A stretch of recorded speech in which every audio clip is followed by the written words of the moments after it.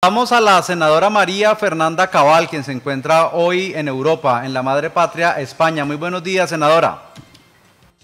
Hola, muy buenos días. Qué gusto, de verdad. Creo que la única manera de hacerla madrugar es que esté en España, ¿no? 6:40 AM aquí en Colombia, mi querida amiga, para la entrevista. No, es que imagínate que ya cambió la hora. Entonces son 7 horas de diferencia, no son 6. Estábamos pendientes que fuera a las 7:40. La verdad, no fue mi intención. Nos alegra mucho que nos ayude a subir el rating desde temprano. ¿Cómo percibe María Fernanda el hecho de que el debate sobre la financiación de las vías en Antioquia haya trascendido lo meramente técnico para convertirse en un tema de confrontación política y partidista? A ver, todo parece una pesadilla, ¿no?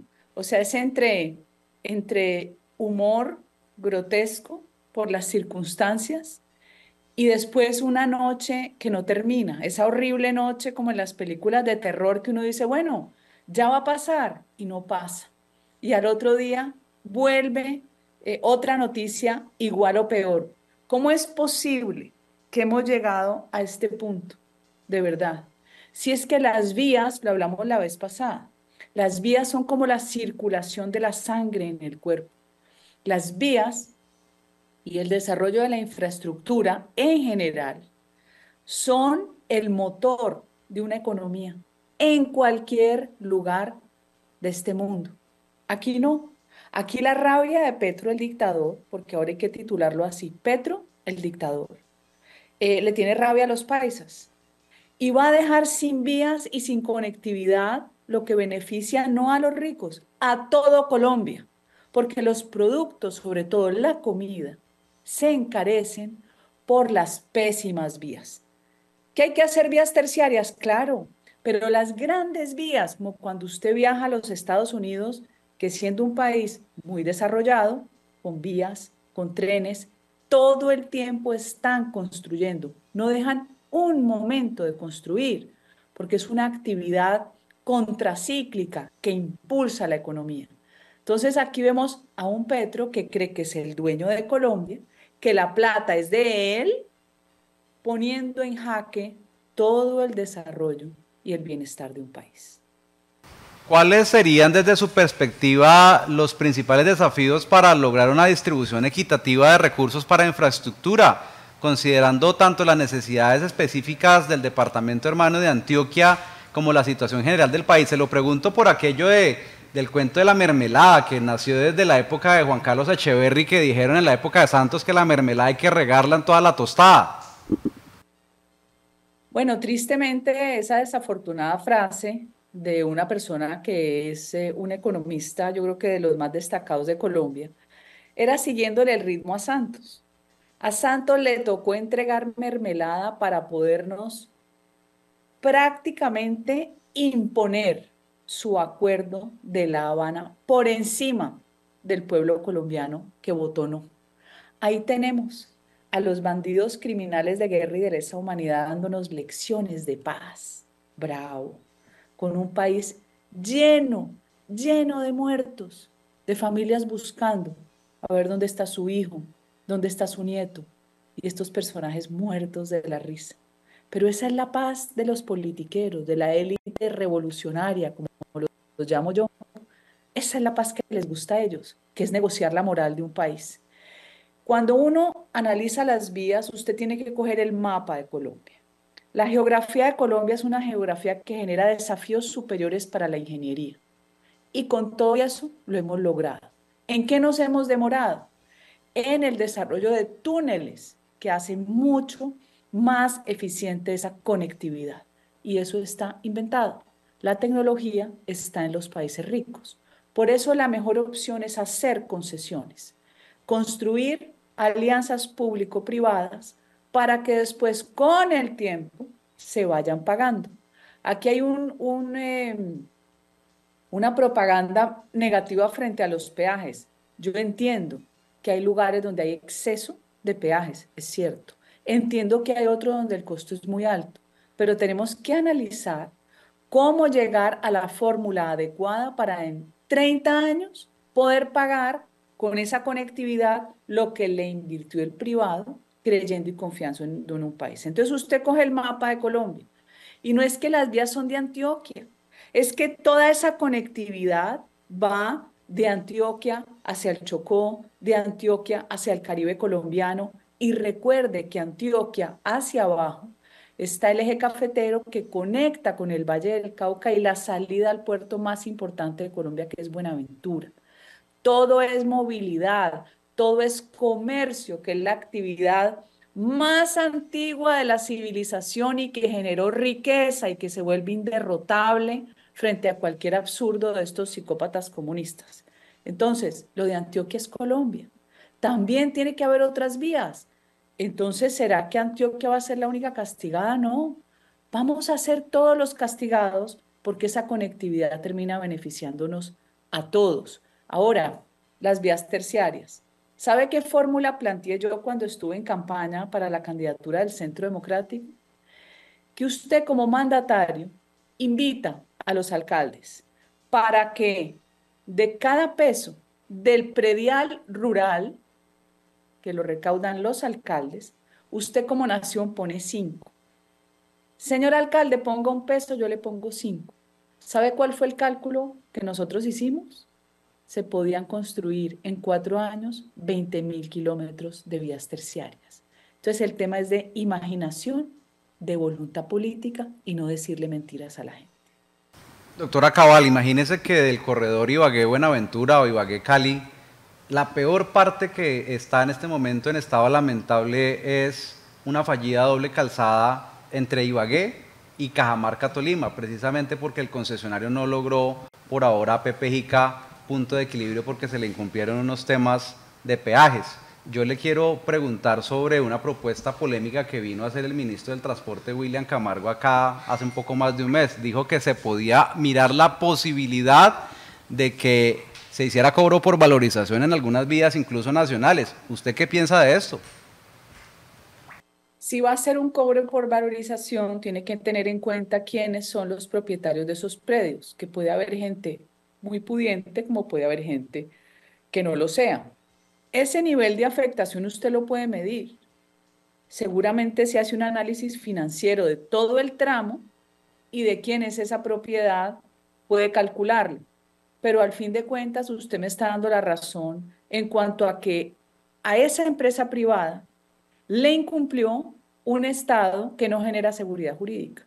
Y cuando usted no genera seguridad jurídica, no viene la plática del exterior, que es esa inversión extranjera que genera empleo, que genera riqueza, que genera desarrollo y que a la izquierda no le gusta porque nos quieren a todos ver comiendo basura. Entonces, lo que dice el ministro tiene que demostrar que financieramente sea viable y que no va a golpear con valorizaciones absurdas a propietarios que van a tener que terminar vendiendo su predio como si fuera un impuesto confiscatorio por cuenta de una nación que incumple sus obligaciones jurídicas. Senadora, ¿deben continuar las vacas para financiar obras públicas en el país? Por supuesto, todas las vacas que haya que hacer. Y esta de Antioquia hay que seguirla impulsando.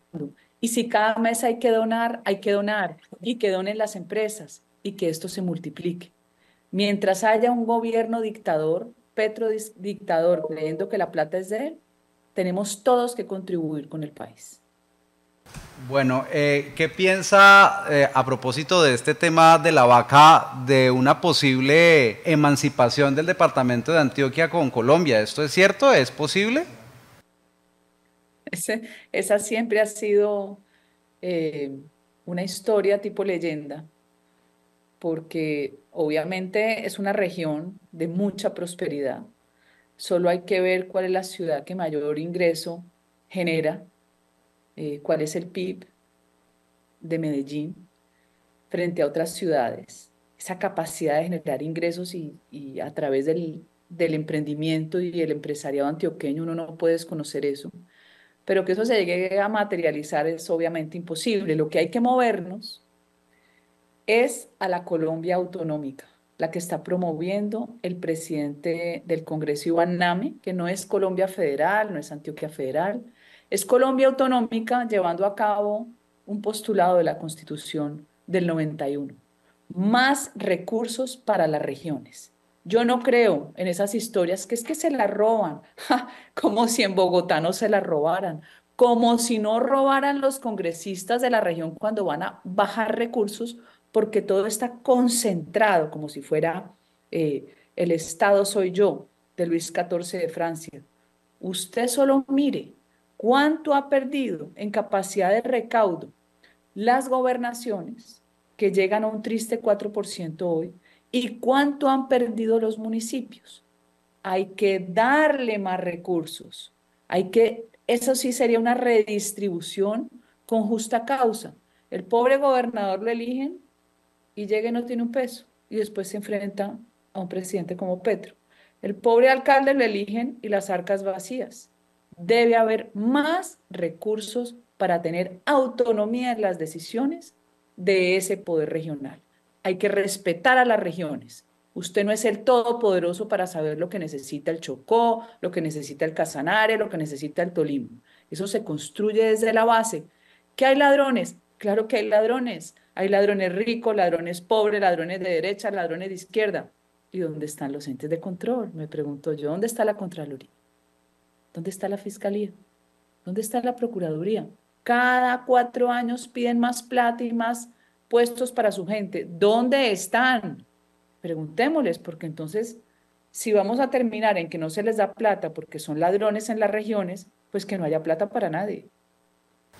Senadora, ¿qué debemos hacer los colombianos con la propuesta del presidente Petro de hacer una nueva constituyente y que se pueda incluir quizá el tema espinoso de la reelección de él?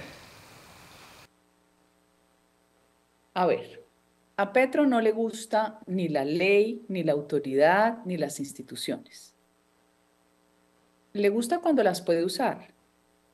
Cuando no las puede usar, le incomoda, porque él es anarquista. Él no cree en el Estado. Por eso él siente que el Estado es él. Él es una persona fuera de realidad. Es una persona capaz de incendiar un país. Y Colombia es un país violento.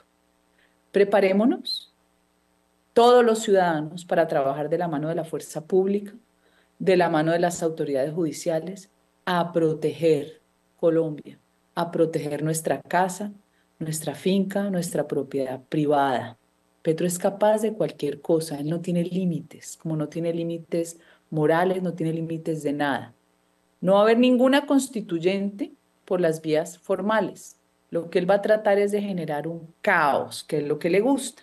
Entonces se va a todas las universidades públicas donde tiene sus células revolucionarias, que todavía a estas alturas de la vida, por favor, el cerebro, ¿dónde lo tienen?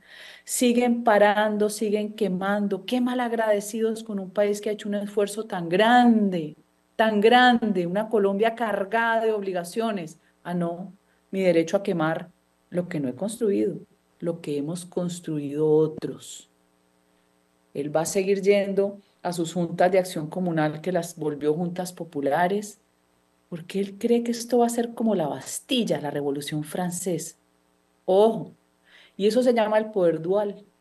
Deslegitima la autoridad, que es la policía, el ejército, el fiscal, el personero, y legitima unas bases que terminan siendo unas masas y unas hordas iguales a los bárbaros de la primera línea cuando se tomaron el país, financiados por la guerrilla narcotraficante, como pasó en el Valle del Cauca con alias Mayimbu, en Bogotá con alias Uriel.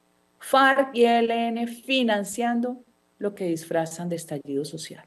Hay que estar preparados. Petro no tiene la gente, pero tiene el dinero y tiene los aliados del Pacto de la Picota y esto lo hace muy peligroso. Imagínese, senadora, por último, que dieron de baja en el ejército en el sur del Tolima a alias Capotillo, era el cabecilla máximo de la estructura Ismael Ruiz de las disidencias de las FARC. Esto se da gracias a la gestión también de la gobernadora del Tolima. Ella es Adriana Magali Matiz, quien le imploró al ministro de la Defensa hace algunas semanas, Iván Velázquez, en la capital del país, que no la dejen sola con la lucha contra los delincuentes. Su opinión. A ver, no nos da pesar que todo lo que conquistamos en tantos años de esfuerzo, de sangre de soldados, de policías, de civiles, de desplazados, lo volvamos a perder. Por Dios, otra vez, el Huila perdido, el sur del Tolima donde no pudimos hacer campaña política. ¡Qué desastre! Yo admiro a esta gobernadora, me parece que lo está haciendo muy bien y devolviendo autoridad y confianza se recupera el país. Senadora María Fernanda Cabal, muchas gracias por estar con nosotros hoy en Econoticias. Usted es muy amable. Gracias a ustedes. Buen día. 6:56, ya viene el Tolima, trabaja con la gobernación del Tolima. La información al detalle en Econoticias.